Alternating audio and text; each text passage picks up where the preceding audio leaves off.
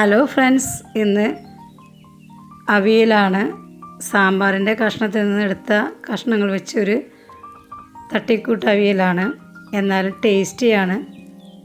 കഷ്ണങ്ങൾ അരിയാൻ എപ്പോഴും ഞാൻ കിച്ചണിൽ ചെയ്യാറില്ല. പുറത്ത് സിറ്റ് ഔട്ടിലിരുന്ന് കാഴ്ച കണ്ട് എൻ്റെ മീനുകളോട് കഥ പറഞ്ഞ് കാറ്റും കൊണ്ടിരുന്നാണ് ചെയ്യാറ്. അതൊരു പ്രത്യേക സുഖമാണ്. പച്ചക്കറി അരിയുന്നതിൻ്റെ വിഷമമൊന്നും അറിയാറില്ല.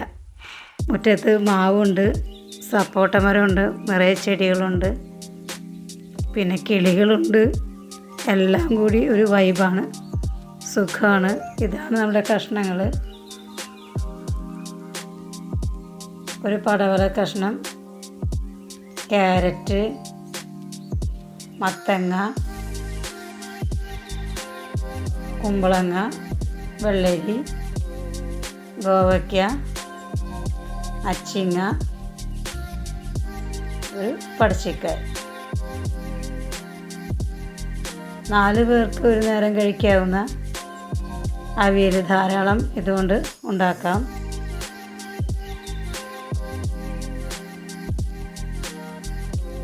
ഇനി ഇതൊന്ന്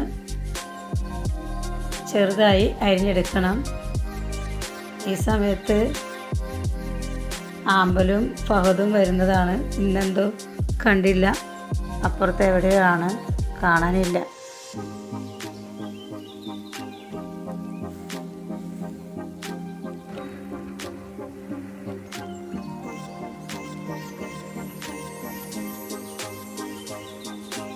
കിച്ചണിൽ തന്നെ ചെയ്യുമ്പോൾ നമുക്ക് മടുപ്പ് തോന്നും.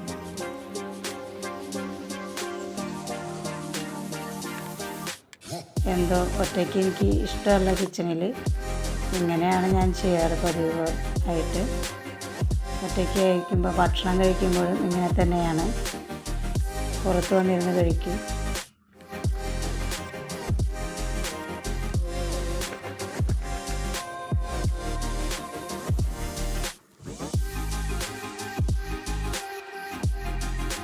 സംസാരിച്ചിരുന്ന് നമ്മുടെ പച്ചക്കറി അരിഞ്ഞു കഴിഞ്ഞത് അറിഞ്ഞില്ല. അരിഞ്ഞ് പച്ചക്കറി നമുക്കൊന്ന് വേവിച്ചെടുക്കണം. കഷ്ണങ്ങളൊരു പാനിലേക്കിട്ട് ഒരു 1/2 കപ്പ് വെള്ളം ഒഴിക്കണം. വെള്ളം ഒഴിച്ച് ഇതിലേക്ക് 1/2 സ്പൂൺ മഞ്ഞൾപ്പൊടി, 1 സ്പൂൺ മുളക് പൊടി, ആവശ്യത്തിന് ഉപ്പ് ഇവ ചേർത്ത് ഒന്ന് പകുതി വേവിച്ചെടുക്കുക.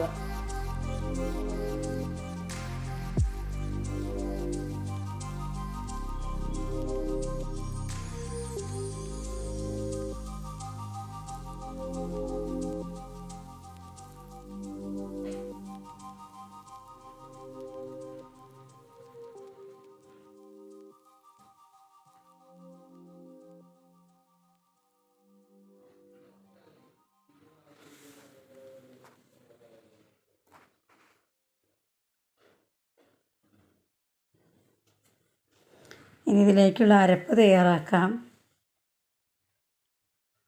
എളുപ്പവഴിയിലാണ് എല്ലാ ക്രിയകളും. അതുകൊണ്ട് തന്നെ തേങ്ങ കൊത്തിയെടുത്തു. 1/4 മുറി തേങ്ങ കൊത്തിയെടുത്ത് അതിലേക്ക് 2 ഉള്ളി, 3 പച്ചമുളക്, ഒരു ചെറിയ അല്ലി വെളുത്തുള്ളി, ഒരു 1/4 സ്പൂൺ ജീരകപ്പൊടി,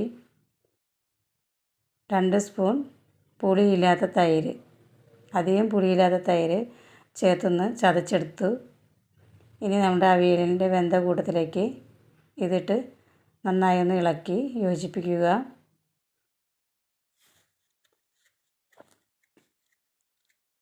യോജിപ്പിച്ചതിന് ശേഷം ഇത് 10 മിനിറ്റ് ഒന്ന് മൂടി വെച്ച് നന്നായി വേവിക്കണം.